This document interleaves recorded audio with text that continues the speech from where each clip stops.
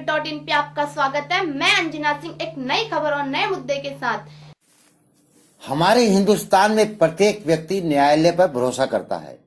उसे पूरी उम्मीद होती है उसे न्याय मिलेगा और सबूतों के आधार पर न्याय दिलवाने में अधिवक्ता की अहम भूमिका दिखाई देती है। इसलिए न्यायालय परिसर में बार एसोसिएशन गठित कर चुनावों के आधार पर जिम्मेवारी सौंपी जाती है और बार काउंसिल द्वारा चुनाव करवाए जाते हैं।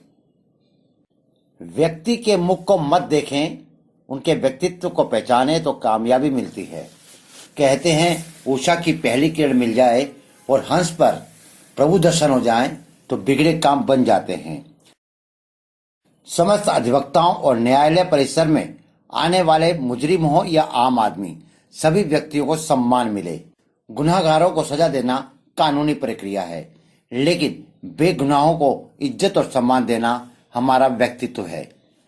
आज सभी अधिवक्ताओं में यह प्रश्न जरूर उठता होगा कि क्या अधिवक्ता उषा हंस बार एसोसिएशन में सिस्टम को नया रूप दे पाएगी?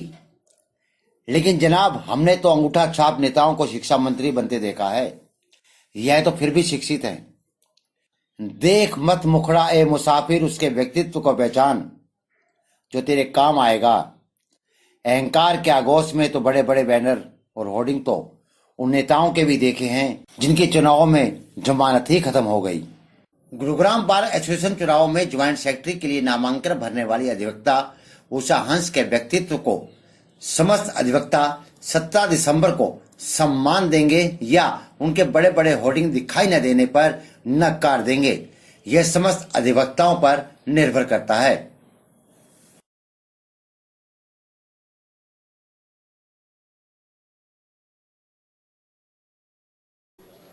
पहले तो मैं आपका और आपके चैनल का धन्यवाद करती हूँ। और आज नॉमिनेशन भरा गया है जो 17 दिसंबर को चुनाव होंगे उसके लिए।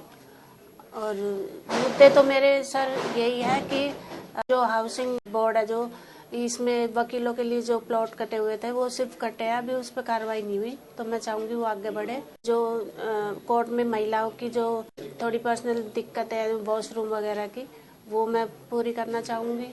और जो पेंशन है वकीलों की और वेलफेयर, उस पे थोड़ा काम करूंगी मैं। फंड है वकीलों का, उसके लिए जो प्रॉब्लम जो चलती आ रही है और उस पे कार्रवाई नहीं हुई, तो हम अपने लेवल पे थोड़ी कोशिश करेंगे कि वो उन पे कार्रवाई हो। सिक्योरिटी पॉइंट से तो यही देखूंगी कि कोर्ट में आने जाने वालों के अच्छा रिकॉर्ड रहे कि कौन आया कौन जा रहा है बाहर, तो उसके लिए सीसीटीवी कैमरा करूंगी लगवाने की।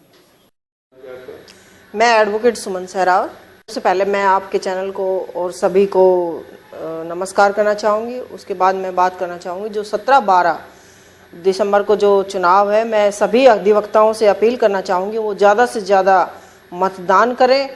दूसरी बात मैं कहना चाहूँगी कि जो इस बार का पैनल हो वो अच्छा एक पैनल हो, उसमें एक भाईचारे की भावना हो, वकीलों के हित के लिए वो पैनल काम करे। और मैं चाहूँगी कि एक महिला अधिवक्ता भी हमारी जरूर उस पैनल में आए, ताकि जो महिलाओं की समस्याएं होती हैं उन समस्याओं का हमारा निवारण हो सके और हमें एक फ्रेंडली माहौल मिल सके। जिस पर सब राजी हो उसी को ही आप आरओ को अपॉइंट करें, जिससे कि चुनाव निष्पक्ष हो, कोई पार्शलिटी न हो, फेयर तरीके से चुनाव हो। बार काउंसिल द्वारा गुरुग्राम बार एसोसिएशन के लिए बनाई गई 5 सदस्यीय कमेटी गुरुग्राम बार एसोसिएशन चुनाव को निष्पक्ष तरीके से करवाने के लिए संकल्पबद्ध है। क्या कहते हैं गुरुग्राम बार एसोसिएशन कमेटी के चेयरमैन अनिल यादव? कुछ लोगों ने कल नामांकन दाखिल किया था, कुछ ने आज किया। 6 लोगों ने कल किया था, उसमें एक ट्रेजरर के लिए था और बाकी प्रेसिडेंट, सेक्रेटरी, वाइस प्रेसिडेंट के लिए था। अब मैं टोटल बता देता हूँ कि अब तक नामांकन पत्र कितने दाखिल हो चुके हैं। प्रेसिडेंट की पोस्ट के लिए विनोद कटारिया जी ने फाइल किया है, नवीन यादव जी ने किया है, रामवीर सिंह चौहान जी ने किया है, सुशील शर्मा। और वाइस प्रेसिडेंट की पोस्ट के लिए मैडम किरण आश्री ने किया है और देवेंद्र यादव जी ने किया है, लोकेश वशिष्ठ जी ने किया है। और सेक्रेटरी के पद के लिए बेगम सिंह चौहान जी ने किया है, राजेश यादव जी ने किया है, अनुज सहरावत ने किया है। और ज्वाइंट सेक्रेटरी के लिए मैडम उषा हंस ने किया है, योगेश भारद्वाज जी ने किया है और खुशबू रानी जी ने किया है। तो नंबर ऑफ वोट्स को ध्यान में रखते हुए 9 बूथ बनाने का सोच रहे हैं उसके लिए हमने 4 मशीनें ईवीएम की मशीनों के लिए रिक्वेस्ट भेज दी है। उनका जो भी चार्जेस और सिक्योरिटी अमाउंट होगी वो जमा करा दी जाएगी और एक बूथ पे 4 मशीनें होंगी। 4 मशीनें एडिशनली हमने इमरजेंसी के लिए रखी है कि अगर किसी मशीन में कोई डिफेक्ट आ जाता है तो हम उसको रिप्लेस कर सकें इमीडिएटली। ऑपरेटर भी और डीसी साहब से हमने रिक्वेस्ट की है कि वो जो मशीन्स के ऑपरेटर्स वगैरह हैं वो भी वही हमारे को प्रोवाइड करें। अभी तक हमने शुरू में जो एक नोटिस दिया था कि भाई आपने आके यहाँ पे अपना एफिडेविट साइन करना है, जो बार काउंसिल के रूल्स हैं, जहाँ पे ड्यूअल मेंबरशिप का केस है, वहाँ पे अगर किसी गलत जगह वो मतलब किसी और बार एसोसिएशन में अगर वोट बन गया है जहाँ पे वो वोट कास्ट नहीं करना चाहते और यहाँ कास्ट करना चाहते हैं तो उसके लिए वो रिक्वेस्ट देंगे, एक एफिडेविट देंगे तो उनकी वोट यहाँ बन जाएगी और वहाँ पे उनकी कट जाएगी। बड़े यंग लॉयर है ना कमल भारद्वाज जी, उनका देहांत हो गया था, हमने उनका भी वोट काट दिया। तो अब तक 30/11 के बाद भी जब तक हम अपना फाइनल वोटर लिस्ट को पब्लिश नहीं करेंगे 12 को, आज हमारे को टेंटेटिव लिस्ट भेजनी है बार काउंसिल को और जो टेंटेटिव लिस्ट हम प्रिपेयर करेंगे वो हम सारे के सारे अपना कैंडिडेट्स को भी सर्कुलेट करेंगे।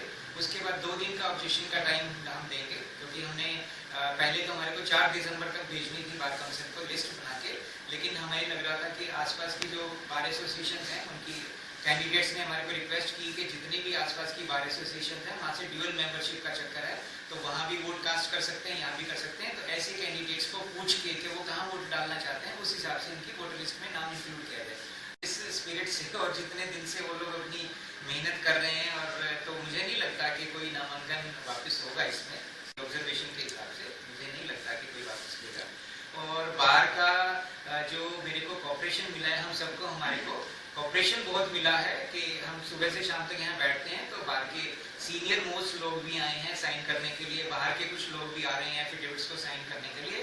तो जो लोगों का कॉपरेशन और बाहर का कॉपरेशन मिल रहा है वो बहुत अच्छा मिल रहा है। उससे को देखते हुए हम उम्मीद कर सकते हैं कि जो इलेक्शन है वो बहुत शांतिप्रिय होगा और किसी किस्म की हमारे को कोई दिक्कत नहीं है। हमारे हस्तक्षेप news.in को सब्सक्राइब करना ना भूले। हम फिर मिलेंगे एक नई खबर और नए मुद्दे के साथ, तब तक के लिए नमस्कार।